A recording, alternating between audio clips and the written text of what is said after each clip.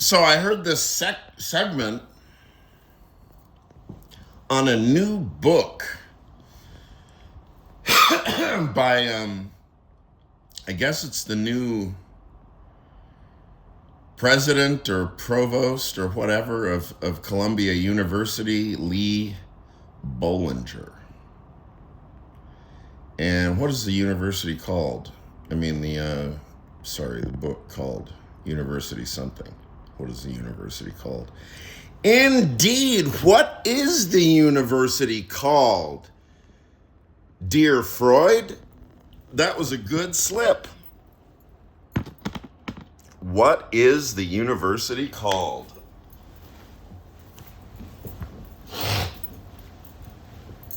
Anyway, so they gave this Lee Bollinger head position at Columbia, and he came out with this new book, University something.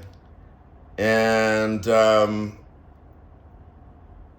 I bought the Audible version before bed last night, and I pressed play, and then I fell asleep.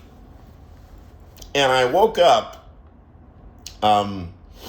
as the final chapter was opening.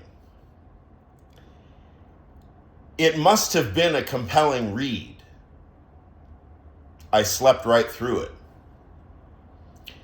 And then I opened up the, whatever, to see if there's any printed material. And I always wonder how it works with footnotes with Audible.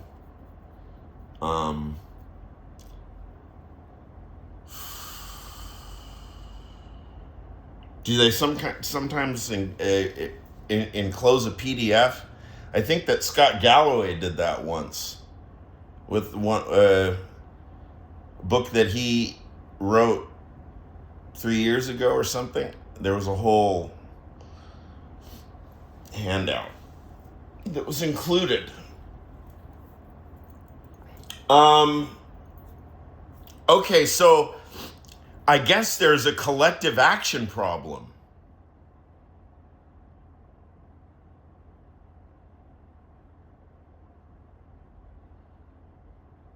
I guess there's a collective action problem.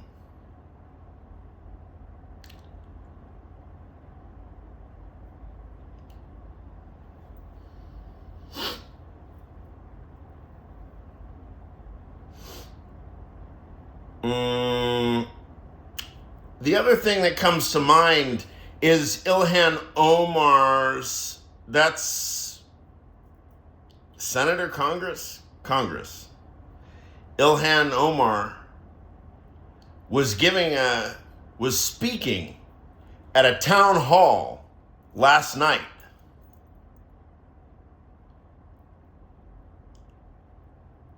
And some guy in the middle of her presentation confronts her. He looked kind of wobbly, and he had a syringe, and I guess he sprayed whatever was in the syringe, maybe her torso area, and he was immediately tackled. I thought Omar's response was interesting because she didn't hesitate, and she just started walking toward the guy. He was already tackled on the ground, and they arrested him for, I don't know, assault.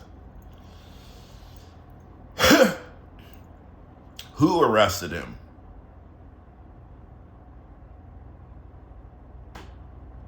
Minneapolis Police Department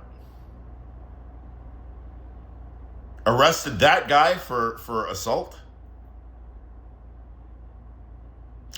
You know, it strikes me that there's other individuals in Minneapolis that could be arrested for assault by the Minneapolis Police Department. Even what about Michael O'Hara? Why doesn't he just go and start arresting all the ICE agents for assault? Aren't they in his bailiwick?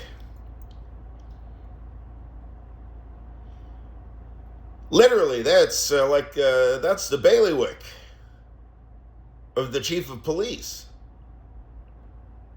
Or maybe it's the bailiwick of the local judge. I don't know exactly. No, it's the bailiwick of the bailiff. I think bailiff and bailiwick are related.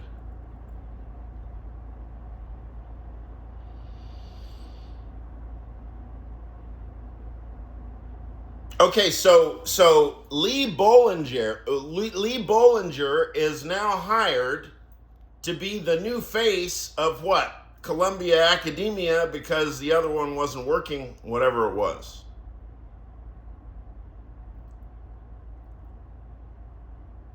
Nobody's going to solve the collective action problem except academics. There is one section actually in the book it's in the beginning.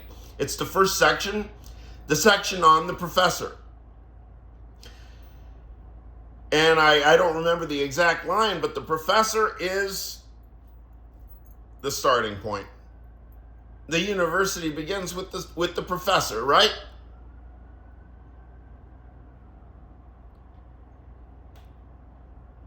So we have a collective action problem made of professors, not of students. Forget the students. I mean, what kind of voice? You know what the students, you know what you're going to get from the students. No, we need to hear from professors. We need to hear from all professors now. If you draw a salary, if you are working, I am curious what you're teaching right now. Anyway, in the United States of America, what possibly could you be teaching in college? Besides U.S. history. If anybody's teaching anything besides U.S. history, I mean, don't you feel a kind of burn of your conscience? There's no business as usual now. There's no go to class and give, no. There's either ditch class, right? Because you're scared to go out.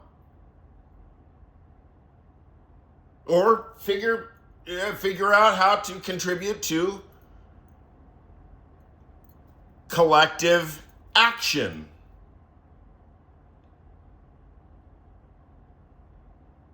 I mean, I'm really curious what any teacher thinks that they might be teaching right now in the United States, maybe even in Europe. Why not? All education now just has to go on the subject of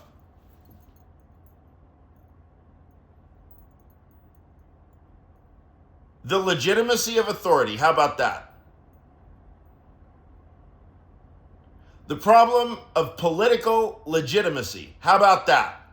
That's all now that any university course covers. Math, engineering, physics, nope. No. Now the only thing that's taught is the subject and the history of political legitimacy. How about that? As a step in the right direction.